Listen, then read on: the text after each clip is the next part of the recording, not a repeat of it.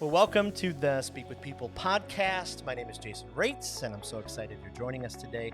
This podcast exists because we believe words matter, and your world, our world, can be changed through healthy communication. So we hope to challenge you, encourage you to choose words that bring life and communicate in healthy ways. Well, today I'm so grateful to jump into a conversation with our guest. We're talking about casting vision and using words by painting pictures, tugging on heartstrings, showing people where they could be if they jump on board with the vision. And I've listened to our guest multiple times cast vision. And he is extremely talented at casting vision. And he does not only does this so well, but he does this in a way that people just respond because he casts that vision in such a way. And what I love how he casts vision is he casts vision for people who can't speak up for themselves. And so we're going to have a conversation about this today. So our guest today is an author, speaker, a leader, a friend. I'm so honored he's joining us. Welcome to the podcast, Greg Nettle. Thank you, Greg, for joining us. Jason, it's just such an honor and privilege. You know, you and I have a friendship that goes way back into your early church planting days, and I've traveled up when you were there to the middle of the Mitt of Michigan. You haven't asked me to come down in Florida yet, my friend. I'm waiting for that invite. But man, what a delight it is to be on this podcast today. Thank you. Absolutely. And just thank you for rescheduling. The last time we were actually scheduled, a little thing called Hurricane Ian came through, and so we appreciate that. So if you could just catch up our listeners, just kind of give us the who you are, what you do, where you're from, all that kind of stuff. Yeah, Jason, just in a nutshell, I started out, my first church plant was in Dublin, Ireland when I was 23 years old, which was just crazy, right? So I had this passion for evangelism and the church and did that. And then God called me to Northern Ohio, and I spent the next 25 years there at a church that became the River Tree Christian Church movement, and had the privilege of, watching it, move through wonderful movements of growth and agony and all that goes with that. Thought I'd be there the rest of my life. And then about 11 years ago, God called me to be the president of Stadia, which is a worldwide church planting organization that our job is to help you, Jason, and all of our listeners start new, thriving, growing, multiplying churches for the next generation. And our vision is for every child on the planet to have a church. And because we know, new church planting is the single most effective way of reaching people with the gospel. Yep. And the vast majority of those who make a decision to follow Jesus do so before the age of 18. So when we combine new church planting with caring for the next generation, what we see are exponential kingdom results. And so I'm trying to cast vision to you there, Jason, and to all the listeners right now. Yep. I'm married to my wife, Julie. We just celebrated 29 years ago, a couple weeks ago. Wow. Our daughter, Tabitha, I'm so proud of her. She's 23, just got married a year ago, and she's a worship leader at a Stadia church plant. And then, of course, we have our 14-year-old son, this amazing young man, Elijah John. With a name like that, I think he's going to be a vision caster. And he's a freshman in high school here at our local public school. And we're right in the city of Cleveland because we love snow. Absolutely. Well, before we hop into some of the questions, I mean, Greg, I was just immediately taken back to the time where you had Tracy and I out to your house for the weekend. And you had some Stadia supporters gathered, and you told this group of people about our adoption plans, and you helped raise money for Kai's adoption. And here he is. He's been with us almost 6 years, thriving, just doing so well. And I just, I'm just still so grateful, Greg, just appreciate it. So, but one of the things I do love about you and what I've learned from you over the years is how you use your voice to speak up for those who can't speak for themselves. So I'm just wondering, when did you come to that place in your life when you figured out that you could use your voice to speak up? And that was part of your plan, to cast vision for those who couldn't, speak up for their own lives. That's a fascinating question, Jason, because if, most of our listeners are familiar with Strengths Finders or a multitude of other gift tests. And so, one of my top strengths is futuristic and strategic and ideation and those. So it's no surprise that I think out front and think in a visionary way, right? The one that I've got to wrestle through with is like my gifts are not in the area of empathy or responsibility or harmony or any of those things. And yet, so when it comes to this, is always I work really hard at this because I'm Mm, so bad at it, Jason. Like, mm, if there's a funeral, I have to go to my wife, whose top gift strength is empathy, and say, Julie, should I go to this funeral? And she'll say, yes, you need to go to this funeral, right? hmm And so when it comes to caring for other people, on a day-to-day basis, oh my gosh, compassion gifts and stuff, they're just not even on the chart for me. Sure. But when it comes to justice issues Mm, or caring for those who can't speak for themselves, I have a deep, deep passion for that, and I feel deeply about it. So that's just an interesting question there. It's weird. It started at a young age. I'd be involved in let's say a high school musical, and at the same time, I was asked to be a peer mentor to a group of special needs students in our high school. mm, Which I'm going, wait, as I look back, what was that about? yeah. And then just like you, I mean, the reason that we, helped you and your wife adopt, which is such a great story to remember, is because we adopted and we had been helped the same way that we helped you. And so then Yep. you start standing, speaking up and casting vision for what would it look like if every church in Ohio, just one person from every church would adopt a child out of foster care, the foster care system would empty. Man, you know what? That's Right. compelling vision, right? That's Right. compelling vision. And it's doable. That's just crazy numbers. And Yep. then what happens out of that is, the prison population in the United States, which is arguably the worst incarceration system in the world, Mm, 85% of those in prison, this came out in the Wall Street Journal a couple of years ago, 85% of those in prison have spent time in our foster care system. So Christians would simply adopt a child out of the foster care system. We'd empty the foster care system. What would happen to our prison population? It would dramatically wow. decrease. So the Yeah. hope of the world isn't the government, it's not the system, it's not the prison system. It's just simply us living our lives out as followers of Jesus. Yep. Now, that in my mind is compelling vision. Like I can get on board with that. Yep. Yep. Well, I don't even know if you remember this, but I mean, we've walked, well, I know you remember this part, but we've walked streets of Ecuador together. And then when your book, Small Matters, came out, I mean, it just did something. And at our church plant at the time, we were in the middle of Michigan, and, our public schools, I mean, there were many, many kids who just had never had a brand new pair of shoes. And I read that book and I was like, okay, we've got to do something. And it birthed this shoe project that Thrive Church is still doing. And I think they've given away something like 70,000, 80. I can't remember. It's thousands and thousands of shoes. And it's just another reminder that, we've got to speak up for those, because you spoke up. I was able to run with some vision, and our Yeah, team yeah, is yeah, still yeah. going. But Jason, you cast that vision. I mean, so you Yeah. made it very doable. I mean, what was the essence of that? We want you to provide shoes for those who have new shoes. Here's Jason. I just heard this recently that I'm gonna rip off and use. Somebody in a class I was in recently said, we were talking about diversity, right? And kingdom diversity and justice. And for me, it's always been, okay, Greg, you've got to pull yourselves up by your own bootstraps and everything. But this guy said, what if you're born without any boots? Wow. What if you're, yeah, right, man. Right. I'm like, is that compelling? Talk about a shoe project. I mean, Right. and that's true, because just by the simple virtue of me being a white male born in the United States, I was born with boots that I could pull up my own bootstraps and move forward. But man, like those kids you were providing shoes for, they were not born with boots. And so the first thing we've got to do is get them the boots. Yeah. Oh, that's huge. Okay, so let's shift for a second. Like, for our leaders who are listening, people who have influence, people who are going to stand in front of crowds or speak up in their small group, or they're going to lead a presentation at work, or something. What are some of the components, your go-to components of a great vision talk?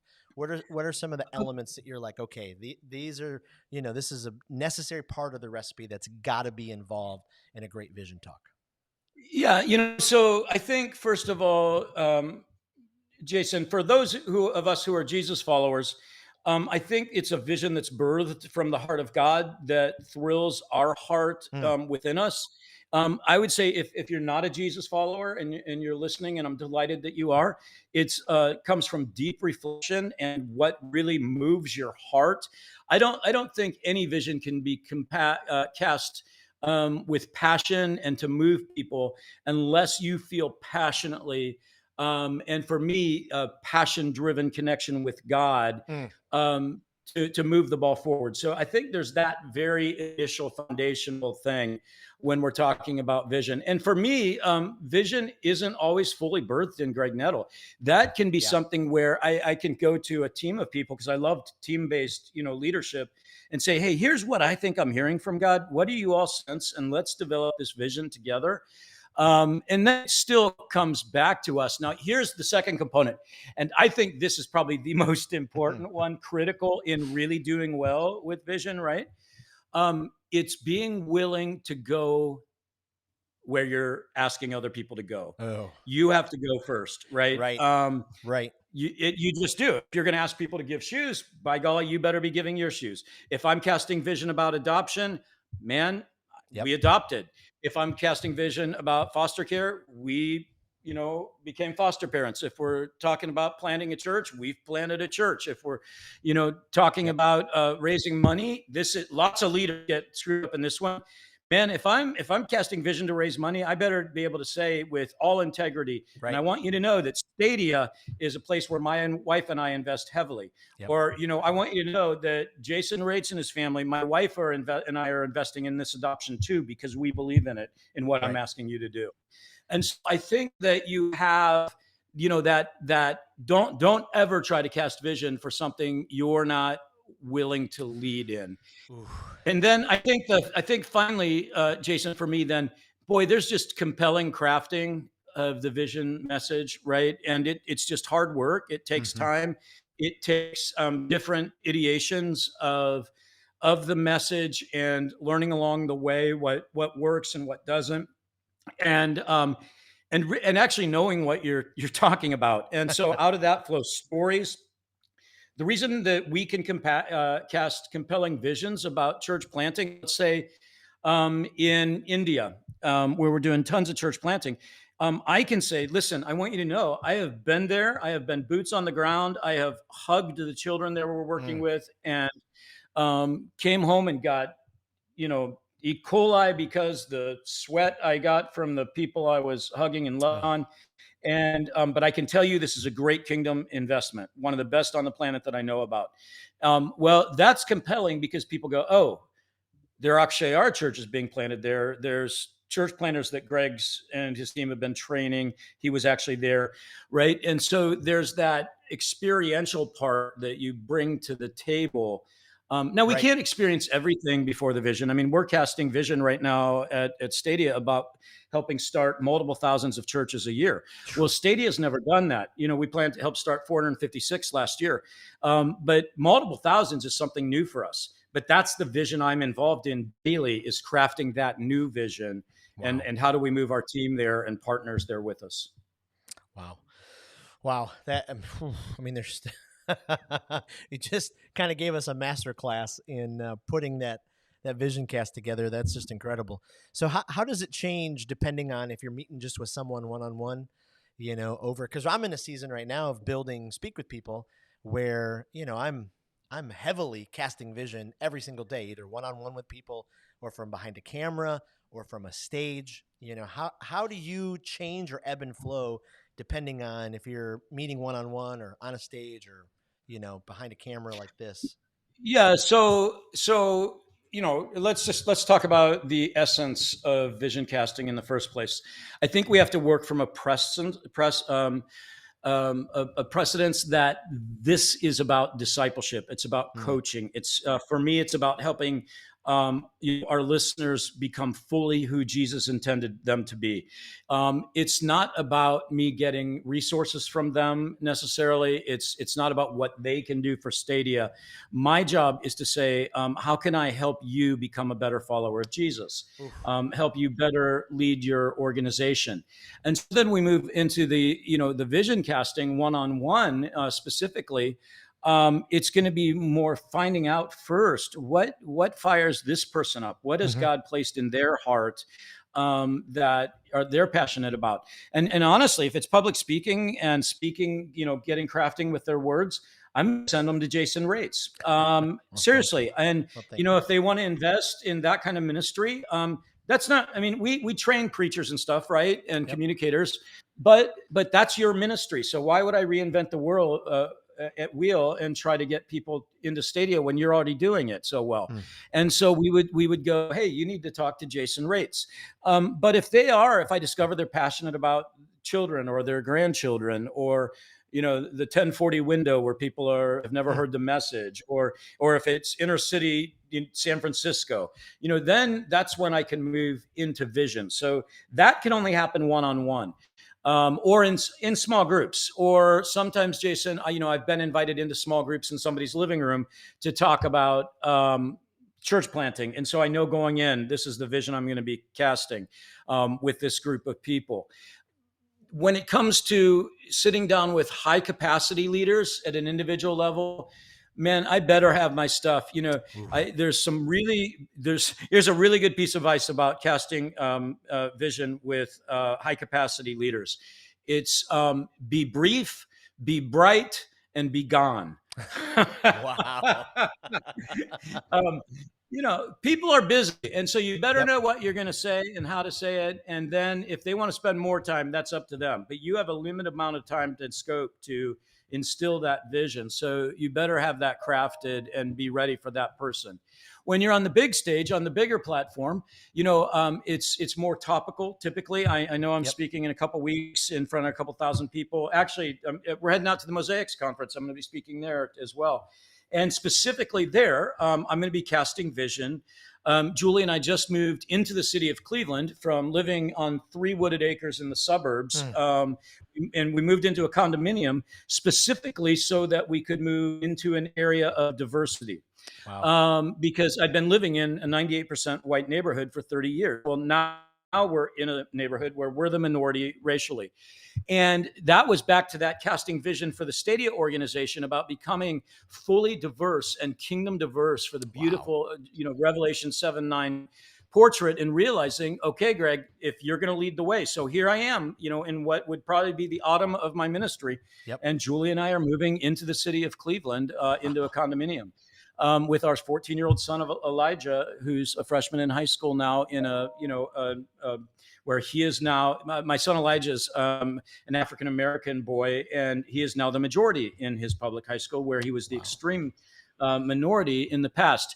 My point being, so when I go to Mosaic and I get to stand on the stage and talk about that, it gives me credibility to say, hey, look, first of all, we are nowhere near where we need to be on this journey. And man, we have screwed up so badly, and I continue to make mistakes.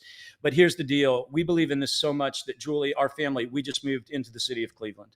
Hmm. And so if we can do that, Mhm. you've got to ask what God's compelling you to do, Jason. Wow. And and do you have minorities or people of different races and cultures and ethnicities in your home on Saturday before you go to worship on Sunday and expect them to be there? And so I think that's big platform stuff where Yes. you start telling those, because stories on big platform, as you know, those move people, and you Yes. have to have those stories.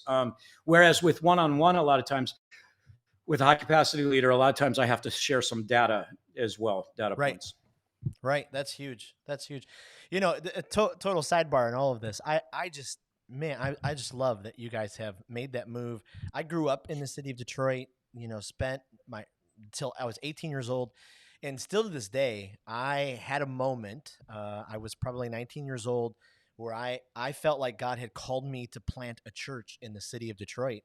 And it did not happen until years later where I planted the church about 3 hours north of the city of Detroit, where I planted in it, like you're talking about, a largely, white population. And, Yeah. and I just always, it's just one of those things where I was like, oh man, I missed that. I know God used our Yeah, church you plant. did. You did, Jason. And so when you're ready to follow the call of God, you reach out to me and we'll make that happen. Okay. Okay. I love it. I love it. Well, okay, getting back on topic. Uh, Have you had one of those moments? I mean, I know you have, but does any moment stick out where you felt the pressure? Okay, I'm doing a vision cast, and it just bombed. It flopped. Okay, so yeah, I mean, gosh, Jason. So here's one of the things I do for Stadia now. I do this, a couple times a year because I have the privilege of talking with lots of high capacity financial investors for church planting, and so I get to share the great stories when someone strokes a $200,000 check for planting in India, or Wow. those kind of, and that's really fun, right? But Right. I also share the stories with the team and say, listen, I made a $50,000 ask today, and it's not happening. They Mm, flat out said no, they're not interested, because you don't want to always hear people to hear your success stories, because then it's boy, they just feel terrible when they're told no. But the reality is lots of times people don't, they're not interested in the vision God's given you, right. or they're not ready for that vision right now. But I think we have to be really careful, and so we celebrate the ask. Mm, Okay, so I can't determine how someone responds to a vision talk. yep. What I can celebrate is that I cast the vision in a good way that honored Yes. God. Yes. You're right. Yeah, that's a big difference, and that was a shift in my vision casting, Jason. Yep. And it's freeing. It's freeing, dude. When you go, okay, I've been faithful to God and the vision He's given, and I've cast it compellingly, and I can go to sleep tonight because now it's between God and whoever was listening. Yep. It's not my deal to make it happen. Yep. So that's a big deal. So yeah, here's one of my worst, Jason. I was out in California. We were planting a church in the San Francisco Bay Area, and we needed to raise, I think it was like the price tag at that time was like $2 million to Mm, launch a new church out there. And I was in front of a group of probably 200 leaders, and I just got too emotional and tried to force it to happen. And I could see I was dying up mm, there. mm. And I still tried to do it. And quite frankly, it took probably at least a year, if not longer, to heal that blow that I'd blown up on the platform and lost credibility. And so I had to really go back and evaluate how I walk into certain situations where I don't have the credibility I would maybe in Ohio Right. raise funds for a church plant like that. And then certainly with individuals, there's another individual out in the Bay Area who has unbelievable financial capacity, and I've met with him now 3 times, and it's zero. you know, and I can't. He keeps giving me an audience, and I can't quite figure out why. But every time I cast the vision, he's like, "Man, I just love that. It's really good." And then ghosting, nothing. Yep. So yeah. Yep. It's something. I'm in this new season, and I can remember at Thrive our first go at a building plan, and I did the whole vision cast. I didn't sleep the night before, get there on Sunday, and I just do it, and on Monday I go to the team and I'm like, okay, let's go through the commitments, and it's just one of those moments where I was like, okay, all right, I gotta keep learning from this, because they're not always going to go the way Yeah, that you want to. that's right. And now I'm in a That's right. season where I'm casting vision for a new venture, and it's just so fascinating to kind of keep learning and growing, as you reframe the story and you share what's happening. And so maybe some practical advice to some brand new people who are, they're developing talks or messages, or asks, to sit down with people like you're talking about, some high capacity leaders. Is there any advice you could give them as they're kind of going into that? Yeah, I think, Jason, there's some really good stuff. So first of all, I would say work at your craft. Hmm. It's there's some people where I can stand up. I don't get nervous standing up in front of large crowds, and I don't get intimidated in front of high capacity leaders. Okay, but along the journey, man, if you'd look at my library, on the walls around our house, you would see lots of books on communication. How to talk like Ted, because TED Talks are and that's the length that we're getting most days now, 12 minutes ish. And so, man, read that stuff. Listen to podcasts, watch TED Talks on communication. But I listen to comedians when I'm driving in the car because they're so good at timing. Absolutely. It's just genius. Listen to great communicators that you respect, and you don't have to become like them, but Right. just listen to what they're doing. The tense and the release of the dynamics of the talk, and what you're doing with people's emotions. Why you use humor to open people up so that then you can slip the knife in between their ribs and actually do the surgery that God wants to do. Mm. Those are all learned things. And so along the way, I've had some really good coaches in my life. And, I'll never forget at River Tree, we were doing 2 Saturday night services and 3 Sunday morning services. And I would come in every Saturday afternoon to make sure that the Saturday night first service crowd had the best message possible from me. I Mm. would preach that sermon in its entirety, with 6 people in the room that seated, 1,200. And then after I taught it, they would sit down and critique my Wow. teaching. Theologically, how I delivered it, stories. Hey, maybe you want to do this or switch this around. Man, that's gut wrenching. And you have to have people that you trust. Yep. But I'm amazed at how few communicators ask for feedback. It's absolutely incredible to me. Absolutely. If I've cast vision somewhere and I know I'm going to have to give that vision talk again, I will almost always, that I'm aware of, go to people that I know sitting in there and I'll say, Jason, look, man, what didn't work? What could be better? Help me make this better. Yep. And so I think for people starting out, one of the most important things you can do is to get feedback Mm. on your communications, and don't be scared of that. That's how Yep. you'll get better. Yep. Well, that's amazing. People forget that Tiger Woods always had a swing coach. And Yeah. Tom Brady has a fleet of coaches that are just, but somehow communicators, oh, no, I'm really good at well, okay, but there's so much to learn. So, yeah, Yeah. you're exactly. Whew. So last question as we kind of round this conversation. For so many people casting vision, getting over that hump of just making the ask, what do you think holds people back? And any advice about, making the ask would be great. Okay, so I think there are a couple things that hold people back. One is, I think that you always have to recognize that you're not asking for yourself. You Mm. are asking for people to join you on a vision, that God has placed on your heart. Mm. Okay, so that's very, very important. When you feel, Yes. man, I don't like asking people for money for Greg Nettle. You know, when we raised money to help you with adoption, quite honestly, Jason, the vision message there, it's not let's get Jason and family in better financial shape. It's let's get this child a home. Let's get Yes. this child a home.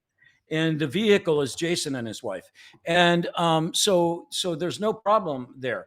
So I think there's that basic premise of why you're asking. I think the next thing is recognize that this is about discipleship. It's not about getting something. Yes. And so if I can help someone be a better follower of Jesus, then that's great. And then the third is, I think you celebrate the ask and you don't celebrate the result necessarily. I always celebrate the result if it's a win, for sure. Yeah. But we celebrate the ask.